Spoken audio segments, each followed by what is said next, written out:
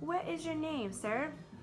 My name is Mike Moody. I'm from Edgefield, South Carolina.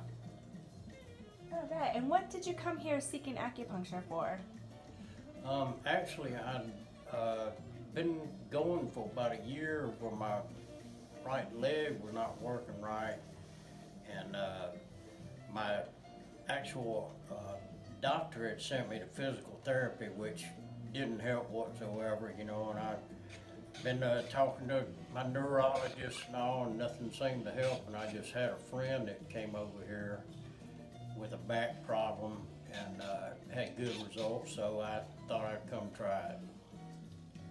Fantastic. And how has acupuncture helped you?